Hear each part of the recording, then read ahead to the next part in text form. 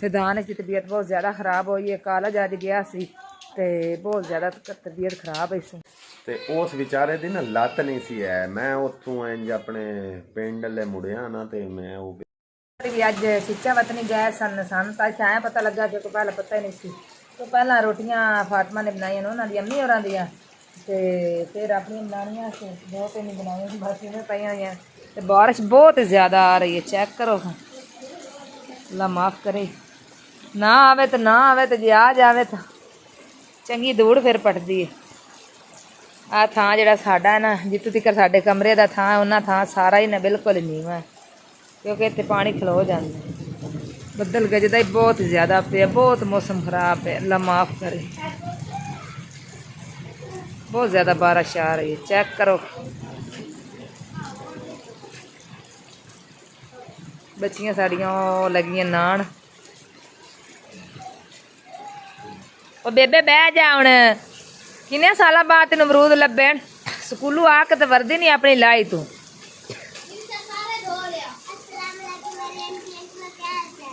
क्या हाल चाल ते वर्दी कित्थों लैके आई है तू तो दूजे कपड़े ना पा गई किन्ने दित्ती है अच्छा इकरा को ले पुरानी ले उनके को चलो अपन अल्लाह नवियां ही देसी हैं। बच्चों को अमरूद अज लभन बड़ी देर बाद ते इन्हां दी मम्मी पापा लैके आए तो माशाल्लाह हुण धो के ले आईए तो हुण खाऊ हैं धो के सफाई करके कट के आसमा जी वो तो लैके बैठी चूरन उत्ते पाऊ चूरन है आसमा। अच्छा स्कूल गई से अच्छा चलो काट के खाओ। जिक्र तुसी की अजकल कर रहे हो जी रोटी पानी पका लेना दोपहर का कोई ना सुबह की पका के रख देनी बच्चे खा लेंगे। अच्छा साढ़े तो लाडे ने बच्चे ही और नहीं खाते पे रोटी बड़ी बारिश आंदी पई कमरे शमरे बच्चे खा लेनी हैं जेड़ा वड्डा कमरा है वो चाहता है वो क्यों चाहता है साढ़े तो फिलहाल वेखो कोई नहीं चाहते पैना। चेक करो सोलर ते पखा भी चल रहा है बिजली चली गई इन्हों की भाई अहमद होरां दी साडा सोलर चल रहा है। बदल अजे तिका जेड़ा ना मौजा मारन लगे ही होया है बोली जा रहा है।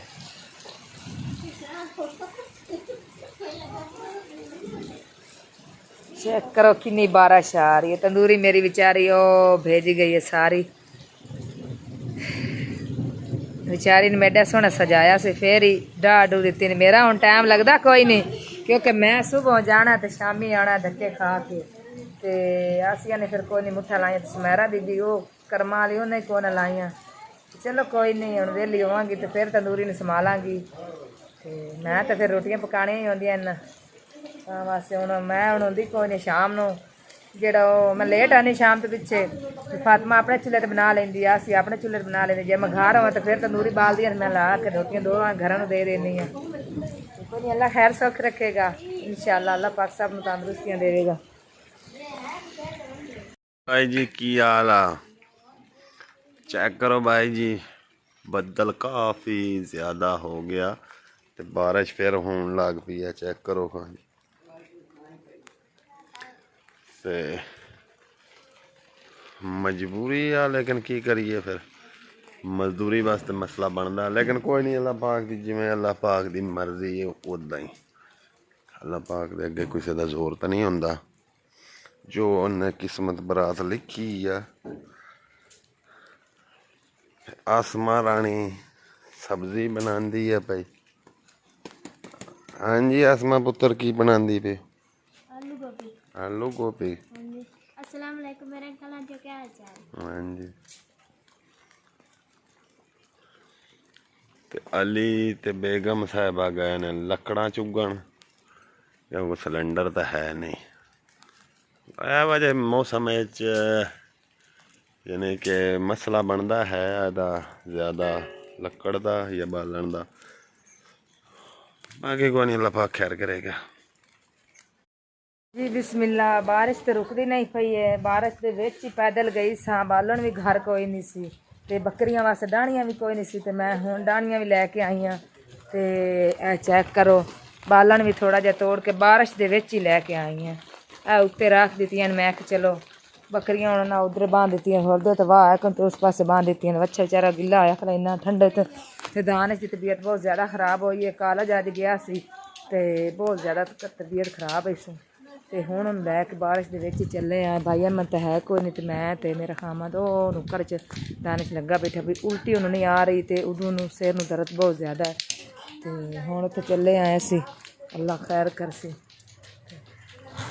बारिश के विच मैं चलो लैके आइए दवाई होंगी अल्लाह पाक तंदुरुस्ती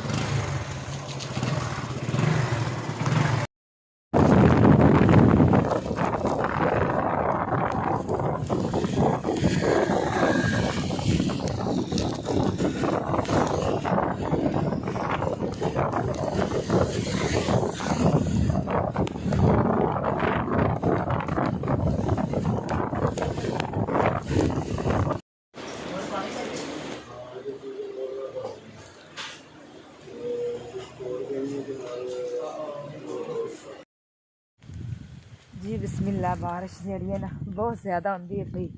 तो फिर भी असी जो ना बारिश दवाई लैके आ गए हैं दानिश जा रहा है अगे बहुत ज़्यादा बारिश है अखीर दी हुई खाली क्योंकि इतने चिक्कड़ बहुत ज़्यादा थे ला लिया मोटरसाइकिल थले मैं क्या पैदल उन्हें मोटरसाइकिल पिछे लैके आंदा पे अम्मी है दवाई लैके आए हैं इनू खोलो नू ये नरन्ने आ देनी दवाई इनू क्योंकि जो इन्हों मेद अंदरू ठीक होवे मैं आख्या भी ये अल्लाह कर जाद्या तुम दवाई दो ठीक हो जस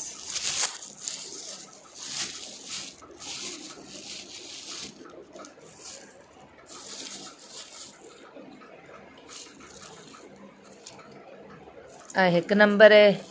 ये पहला देनी है 2 नंबर है तो ये देनी है दूसरी बार कोई तकरीबन अद्धा घंटा ठहर के देनी है ठीक हो गया तो आ 3 नंबर ये एंड ते देनी है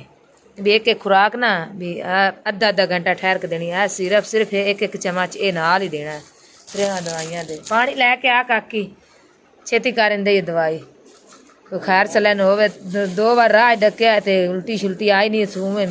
बेआजमा जो होया खला इसू आ भाई दवाई काकी दवाई ली है वो भी आ गया कपड़े शपड़े निचोड़दा पे हाँ जी अपड़ आए ने ते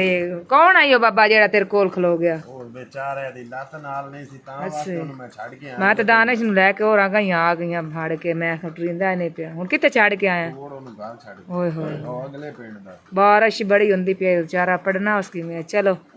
इन्ना तो ओंदी भला कर ही दिता ना मदद ओंदी कर दित्ती कोई भला नहीं कीता अल्लाह पाक ओनु तंदुरुस्ती देवे हां ठीक है ओदे बिल्कुल लत ही नाल ओए होए होए लत कोई नहीं मैं तो वेख्या चल के जांदा सोटा जा आई उनदे को डंडे जे दो साखी है अल्लाह माफ करे चलो हुन खैर इस्लाम दे घर पड़ गए हां बाकी की मेरा कोई पासा लाए नहीं नहीं अल्लाह माफ करे पासा की लाना चलो न हाँ मैं भैणा भाइयों नाल भी ये गल करना चाहना कि अपने आसे पासे वेखिया करो जी कि इस तरह दे जेड़े न बंदे हुन यकीन कर जो मैनू अपने बड़ा इन्ना को दुख होंदा है ना पिया कि मेरे कोल कोई शय होंदी ना ते मैं उस दा कोई ना कोई फायदा करदा भी वो बेचारा सारी दिहाड़ी खलो के सड़कों ते 5 बच्चे वो मंगण जांदा है हाँ जी 5 बच्चे अल्लाह माफ करे अल्लाह माफ मजदूरी वो नहीं कर सकदा ओए होए ठीक है ते मैं कोशिश करांगा कि मैनू ना कोई इत्थे अपनी चीज़ कोई एहो जी भी लब्भी ना ते मैं वो दे के ते मैं उंदी हेल्प करां चलो अल्लाह पाक तंदुरुस्ती देवे उंदी बाकी मैं भैणा भाई बच्चे भी आण हुंदे 5 बच्चे ने तो किसी आसदे दे विच ना उंदी लात चली गई हाय हाय हाय तो ना मंगण जांदा बेचारा मिल जांदा होर फिर की करे ते पैदल जांदा ओए होए अल्लाह माफ करे चलो अल्लाह खैर करसी दानिश नु मैं दवाई दे दित्ती है ते बिस्तरा उन्हें उत्ते पा लिया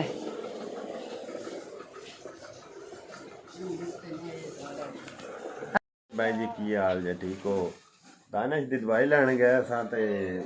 बारिश तो बाहर बहुत ज्यादा हो रही थी ते रास्ते च आउंदे ना एक तकरीबन ना वडेरी एडी उमर सी ते ना यानी मुड़ा सी ते उस बेचारे दी ना लत नहीं सी है मैं उत्थों इंज अपने पिंड ले मुड़िया ना ते मैं वो वेख्या भी वो ना एक विसाखी ते चल के जा रहा है ਤੇ ਮੈਂ ਉਸ ਟਾਈਮ ਤਾਂ ਨਹੀਂ ਰੋਕਿਆ। ਮੈਂ ਜਦੋਂ ਤਕਰੀਬਨ ਥੋੜਾ ਜਿਹਾ ਪਿੰਡ ਦੀ ਨੁੱਕਰ ਤੇ ਆਇਆ ਤਾਂ ਫਿਰ ਅੱਗੋਂ ਕੋਈ ਰਸਤਾ ਵੀ ਕੱਚਾ ਸੀ। ਮੈਂ ਇਹਨਾਂ ਨੂੰ ਕਿਹਾ ਵੀ ਤੁਸੀਂ ਪੈਦਲ ਚੱਲੋ ਤੇ ਮੈਂ ਉਹਨੂੰ ਪੁੱਛ ਕੇ ਆਉਣਾ ਬਈ ਕੀ ਮਸਲਾ ਸੂ, ਬਈ ਭਾਈ ਨੇ ਕਿੱਥੇ ਜਾਣਾ। ਮੈਂ ਉਹਦੇ ਪਿੱਛੇ ਗਿਆ, ਬਾਰਿਸ਼ ਕਾਫੀ ਹੋਣ ਡਈ ਸੀ ਤੇ ਮੈਂ ਉਹਨੂੰ ਪੁੱਛਿਆ ਵੀ ਭਾਈ ਕਿੱਥੇ ਜਾਣਾ। ਉਹਨੇ ਦੱਸਿਆ ਜੀ ਮੈਂ ਅਗਲੇ ਪਿੰਡ ਜਾਣਾ, ਨਾਲ ਹੀ ਗਾਉਂ ਤਕਰੀਬਨ ਇੱਥੋਂ ਨਾ 3-4 ਕਿਲੋਮੀਟਰ ਸਫ਼ਰ ਹੈ। ਮੈਂ ਉਹਨੂੰ ਆਖਿਆ ਚੱਲ ਆ ਮੈਂ ਤੈਨੂੰ ਛੱਡ ਕੇ ਆਉਣਾ। ਤੇ ਮੈਨੂੰ ਆਂਦਾ ਨਹੀਂ ਭਾਈ ਰਾਤ ਦਾ ਟਾਈਮ ਹੈ, ਲੇਕਿਨ ਉਹ ਥੋੜਾ ਜਿਹਾ ਡਰ ਵੀ ਗਿਆ। ਮੈਂ ਕਿਹਾ ਨਹੀਂ ਭਾਈ ਤੂੰ ਐਵੇਂ ਡਰਨ ਲੱਗੇ ਆ ਤੇ ਮੈਂ ਤਾਂ ਤੈਨੂੰ ਵੇਖ ਕੇ ਵਾਪਸੀ ਹਟਿਆ।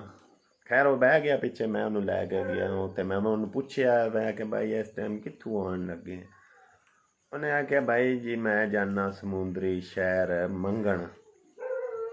ਬੜਾ ਦੁੱਖ ਹੋਇਆ, ਇੱਕ ਅਫਸੋਸ ਹੋਇਆ ਦਿਲ ਨੂੰ ਕਿ ਇੱਕ ਲੱਤ ਵੀ ਨਹੀਂ ਨਾਲ ਉਸ ਭਾਈ ਦੀ। ਕਿਸੇ ਨਾ ਹੱਸਦੇ ਦੇ ਵਿੱਚ ਨਾ ਉਹਦੀ ਲੱਤ ਚਲੀ ਗਈ ਸੀ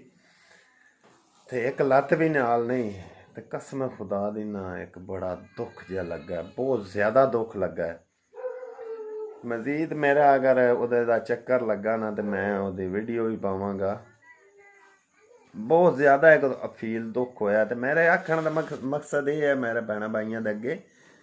ਕਿ ਆਪਣੇ ਆਸ-ਪਾਸ ਨਾ ਇਸ ਤਰ੍ਹਾਂ ਦੇ ਵੇਖਿਆ ਕਰੋ ਤੇ ਇੰਜ ਦਿਆਂ ਦੇ ਨਾ ਜਿਨ੍ਹਾਂ ਨੂੰ ਅੱਲਾਹ ਪਾਕ ਨੇ ਦਿੱਤਾ ਹੈ ਉਹਨਾਂ ਨੇ ਕੁਛ ਨਾ ਕੁਛ ਹੈਲਪ ਕਰ ਦਿੱਤੀ ਕਰੋ। ਤੇ ਬਾਕੀ ਉਹਦਾ ਅਜਰ ਅੱਲਾਹ ਪਾਕ ਦਿੰਦਾ ਹੈ। ਅਗਰ ਉਹਨੂੰ ਤੁਸੀਂ ਥੋੜੀ ਜਿਹੀ ਹੈਲਪ ਕਰ ਦਿੰਦੇ ਹੋ ਇੱਕ ਆਖਣ ਦੀ ਗੱਲ ਮਿਸਾਲ ਦੀ ਤੌਰ ਤੇ ਅੱਲਾਹ ਪਾਕ ਉਹਦਾ ਤੁਹਾਨੂੰ ਦੂਰੋਂ ਤੀਨਾ ਅਜਰ ਦਿੰਦਾ ਹੈ। ਇਹ ਮਾਲ ਦੌਲਤ ਸਭ ਕੁਝ ਇੱਥੇ ਰਹਿ ਜਾਣਾ ਹੈ, ਜਾਣਾ ਨਾਲ ਸਿਰਫ ਅਮਲ ਨੇ ਨਾਲ ਜਾਣਾ ਹੈ, ਹੋਰ ਕੁਛ ਵੀ ਨਹੀਂ ਜਾਣਾ। ਤੇ ਮੇਰੇ ਆਖਣ ਦਾ ਮਕਸਦ ਇਹ ਕਿ ਜੇ ਅਗਰ ਤੁਹਾਡੇ ਕੋਲ ਕੋਈ ਚੀਜ਼ ਹੈ ਨਾ ਤਾਂ ਉਹਦਾ ਮਾਣ ਨਾ ਕੀਤਾ ਕਰੋ। ਹੁਣ ਮੈਂ ਵੀ ਉੱਥੋਂ ਆਉਣ ਡਿਆ ਸਾਂ ਤੇ ਮੈਂ ਆਂਦਾ ਚਲੋ ਮੈਂ ਤਾਂ ਇਤਨਾ ਖੱਪ ਕੇ ਆਇਆ, ਇੰਨੇ ਪੈਂਡੇ ਤੂੰ ਬਾਰਿਸ਼ ਹੋਣ ਲੱਗੀ, ਠੰਡ ਵੀ ਲੱਗਣ ਲੱਗੀ ਤੇ ਮੈਂ ਵੀ ਘਰ ਹੀ ਆ ਜਾਂਦਾ। ਟੂਰ ਤੋਂ ਉਸ ਵਿਚਾਰੇ ਜਾਣਾ ਸੀ, ਲੇਕਿਨ ਇੰਨਾ ਕੁ ਹੁੰਦਾ ਜ਼ਰੂਰ ਫਰਕ ਪੈ ਗਿਆ ਕਿ ਉਸ ਵਿਚਾਰੇ ਨੂੰ ਕੋਈ ਨਾ ਕੋਈ ਹੈਲਪ ਹੋ ਗਈ। ਮਸਲਨ ਮੈਂ ਉਹਨੂੰ ਮੈਂ ਨੇੜੇ ਘਰ ਆਇਆ, ਘਰ ਦੇ ਨਜ਼ਦੀਕ ਹੀ ਛੱਡ ਕੇ ਆਇਆ। ਫਿਰ ਮੈਂ ਉਹਨੂੰ ਪੁੱਛਿਆ ਵੀ ਬਾਈ ਤੂੰ ਇਕੱਲਾ ਘਰ ਆ? ਉਹਨੇ ਆਖਿਆ ਨਹੀਂ ਬਾਈ ਮੇਰੇ 5-6 ਬੱਚੇ ਨੇ, ਛੋਟੇ ਬੱਚੇ ਨੇ ਤੇ ਮੈਂ ਫਿਰ ਉਹਨਾਂ ਵਾਸਤੇ ਜਿਸ ਤਰ੍ਹਾਂ ਹੀ ਰੁਜ਼ਗਾਰ ਹੋਣਾ ਹੈ ਮੈਂ ਉਹ ਚਲਾਨਾ ਵਾ ਪਿਆ, ਲੇਕਿਨ ਮਜ਼ਦੂਰੀ ਤਾਂ ਮੈਂ ਕਰ ਨਹੀਂ ਸਕਦਾ। ਤੇ ਮੈਂ ਆਖਿਆ ਚਲੋ ਅੱਲਾਹ ਪਾਕ ਖੈਰ ਕਰੇਗਾ। ਤੇ ਮੇਰੇ ਆਖਣ ਦਾ ਮਕਸਦ ਇਹ ਮੇਰੇ ਭੈਣ ਭਾਈਓ ਇਹੋ ਜਿਹੇ ਬੰਦੇ ਦੀ ਨਾ ਖਿਆਲ ਕਰਿਆ ਕਰੋ ਜਿਨ੍ਹਾਂ ਨੂੰ ਅੱਲਾਹ ਪਾਕ ਨੇ ਦਿੱਤਾ ਹੈ। ਤੇ ਬਾਕੀ ਇਸ ਵਲੋਗ ਦਾ ਕਰਨੇ ਐਂਡ, ਅਗਲੇ ਵਲੋਗ ਵਿੱਚ ਜ਼ਰੂਰ ਹਾਜ਼ਰ ਹੋਵਾਂਗੇ। ਅੱਲਾਹ ਮਿਹਰਬਾਨ, ਅੱਲਾਹ ਹਾਫਿਜ਼।